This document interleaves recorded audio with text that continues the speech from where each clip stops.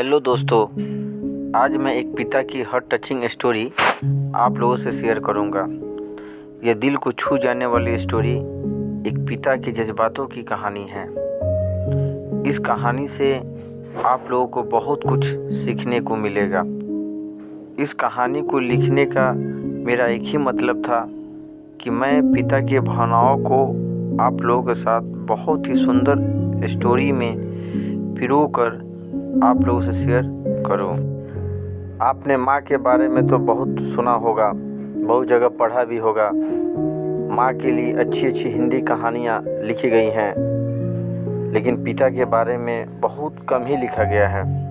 तो दोस्तों, यह हार्ट टचिंग स्टोरी उन फादर्स को समर्पित है जो अपने परिवार के लिए जी जान से काम करते हैं, खुद की इच्छाओं को मारकर अपने बच्चे के सपनों को पूरा करते हैं। यह स्टोरी शुरू होती है जब मैं घर से गुस्से में बड़बड़ाते हुए निकल आया था और बस स्टैंड की तरफ आगे बढ़ने लगा। मैं मन ही मन बड़बड़ा रहा था, पता नहीं कितने पैसे छिपा के रखे हैं, लेकिन मेरे लिए एक बाइक नहीं खरीद सकते। अब मैं यहाँ से चला जाऊँगा और तब तक वापस नहीं आऊँगा जब तक मैं खुद के पैसे से बाइक ही खरीद लेता। इतना सोच ही रहा था, तभी मेरे पैर में मुझे कुछ चुभने के एहसास हुआ। नीचे देखा तो समझ आया कि जल्दीबाजी में पापा के जूते पहन आया हूँ। उन जूतों में कील उल भरी हुई थी जो मेरे पैर में बार बार घाव किए जा रही थी, लेकिन उस समय गुस्सा अधिक था तो मैं बड़बड़ाते हुए आगे बढ़ गया। एकाएक मुझे याद आया कि मैं पापा का पर्स भी साथ लेकर आया हूँ। मेरे खुराफाती दिमाग में एक ख्याल आया, क्यों न आज पापा का पर्स चेक किया जाए, जिसे आज तक उन्होंने किसी को हाथ तक नहीं लगाने दिया था। पता नहीं कौन सा खजाना छिपा है इस पर्स में जो किसी को हाथ नहीं लगाने देते थे। जब मैंने पापा को वह पुराना पर्स देखा तो उसमें पैसे तो नहीं मिले, लेकिन पैसे की जगह पर एक डायरी रखी हुई थी। तब मैंने सोचा, ओह, तो यहाँ खजाना छिपा रखा है। मैं समझ रहा था कि यहाँ पापा ने लिखा होगा कि किस से कितना पैसा लेने हैं और किसको कितने पैसे दिए हैं, लेकिन मैं गलत था। जब मैंने उस छोटी सी डायरी को पहला पेज खोल कर देखा तो वहाँ पर जो लिखा था वो थोड़ा सीरियस कर देने वाला था। डायरी में जो लिखा था उसे पढ़ने के बाद मेरे चेहरे पे जो एक्सप्रेशन थे वो गायब हो चुके थे, क्योंकि डायरी में वैसा कुछ नहीं था जैसा मैं सोच रहा था। वहाँ पर उन पैसे के हिसाब लिखा हुआ था जो अलग अलग कामों के लिए अलग अलग लोगों से उधार लिए गए थे। उस लिस्ट में कंप्यूटर के नाम पर भी पैसे लिए गए थे।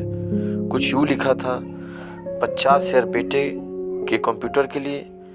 यह वही कंप्यूटर था जिसे मैं आज तक यूज कर रहा हूँ, लेकिन मुझे यह पता नहीं था उस कंप्यूटर को खरीदने के लिए पैसे कहाँ से आए थे।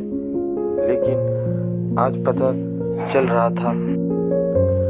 मुझे आज भी याद है जब मैंने पहली बार कैमरे के लिए जीत की थी, जो मेरे पापा ने मुझे 2 हफ्ते बाद मेरे बर्थडे पर ला कर दिया था, जिसे देखकर मैं बहुत खुश हुआ था। और मुझे खुश देखकर मुझसे कहीं ज़्यादा अगर कोई खुश था तो वो थे पापा। अब मेरे चेहरे पर गुस्सा एकदम गायब हो चुका था। जब मैंने आगे के पन्ना पलटा तो वहाँ पर कुछ विशेष इच्छाएं लिखी हुई थी। पहली जो विश थी उसमें जो लिखा हुआ था, अच्छे जूते पहनना। यह बात मेरे कुछ समझ में नहीं आई।